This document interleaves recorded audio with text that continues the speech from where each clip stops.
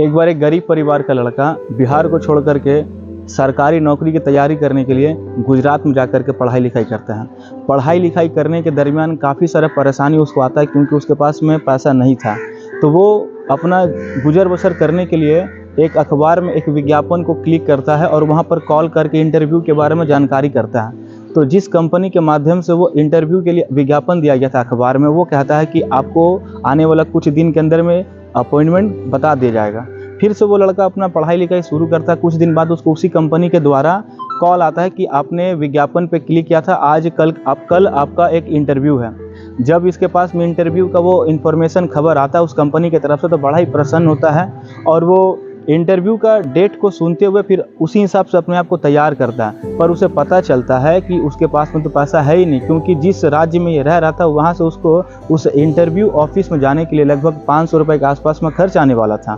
फिर भी ये सोचता है कि हम जिस रास्ते पे रहते हैं इस रास्ते पे बहुत सारे लोग हैं जो उस राज्य में जाते हैं, तो कोई ना कोई हमको लिफ्ट दे ही देगा। वो अपना एक जोड़ी कपड़े को लेकर के निकल जाता है अपना घर से और अपने एरिया के सबसे पास वाले बस स्टैंड में जाकर के खड़ा हो जाता है। बस स्टैंड में काफ़ी देर खड़ा होने के बाद कोई भी ऐसा शख्स उसको नज़र नहीं आता है जो उसको उस राज्य में छोड़ दे इंटरव्यू के लिए।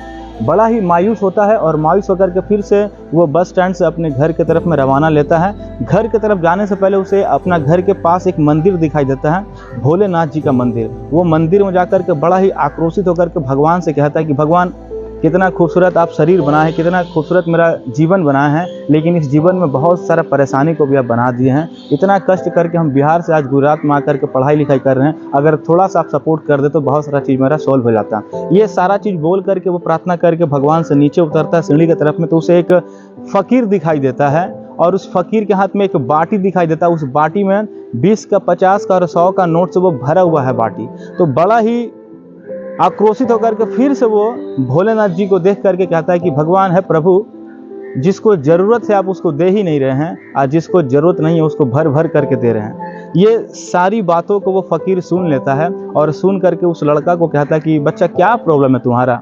ये लड़का बोलता है कि मेरा कोई प्रॉब्लम नहीं है। फिर भी फ़कीर उसको प्रेशर दे करके कहता है कि क्या परेशानी है। तो ये लड़का बोल उठता है कि मैं गुजरात में आया हूँ पढ़ाई लिखाई करने के लिए, सरकारी नौकरी करने के लिए बिहार से।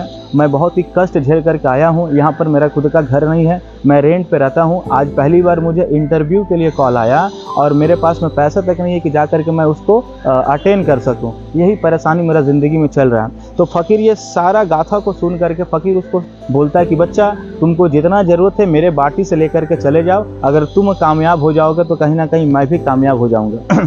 तो वो लड़का कहता है कि नहीं फ़कीर जी, मैं आपसे पैसा लूँ, आप तो खुद ही मांग करके जी रहे हैं। तो फ़कीर रिप्लाई करता है कि देखो लड़का, मैं मांग करके नहीं जी रहा हूँ, लोग मुझे देते हैं। देते इसलिए नहीं है कि मैं फ़कीर हूँ, देते इसलिए हैं कि अगर कोई किसी फ़कीर को दान करता है तो उसका पुण्य होता है, तो लोग अपना पुण्य देखने के लिए मुझे देते हैं। ले जाओ मेरे पास से 500 रुपये और जा करके अपना इंटरव्यू को सक्सेसफुल करो। फ़कीर का बात को सुन करके मोटिवेट होकर के वो लड़का फ़कीर से 500 रुपये ले करके वो चला जाता है इंटरव्यू में, और इंटरव्यू में पहुंच करके बहुत ही खूबसूरत तरीक़ा से वो इंटरव्यू को फेस करता है और सेलेक्ट होकर के वहाँ से रिटर्न आता है। जब रिटर्न आता है तो उसको याद आता है कि इस फ़कीर के माध्यम से ही मेरा 500 रुपया हुआ था जिस वजह से हम इंटरव्यू में सेलेक्ट हो पाए हैं। तो वो सबसे पहले अपना घर जाने से पहले उसी मंदिर में जाकर के फ़कीर से मुलाकात करने का इरादा लेकर के चलता है। जब वो मंदिर के पास पहुंचता है तो उस मंदिर में उसको बहुत ज़्यादा भीड़ नज़र आता है। जैसे जैसे वो मंदिर का करीब पहुंचता है उससे सुनाई देता है कि वो फ़कीर मर गया है। वो फ़कीर मर गया है क्योंकि वो फ़कीर जो भी पैसा कमाता था मंदिर पे, वो सारा का सारा उसका दवा में खर्च होता था, क्योंकि वो फ़कीर बहुत ही बीमार था। तो जब ये बात वो सुनता है तो बड़ा ही तकलीफ़ उसको होता है कि मेरा ज़िंदगी बनाने के लिए उन्होंने अपना ज़िंदगी को कुर्बान कर दिया। ऐसा लोग आज दुनिया में कहाँ है। ना मेरा ब्लड रिलेशन था उनके साथ में, ना मेरा सगी संबंधी कोई रिलेशन तक नहीं था, और वो शख्स मुझे न जानते हुए भी मेरे लिए अपना सब कुछ त्याग दिया और हमको दे दिया।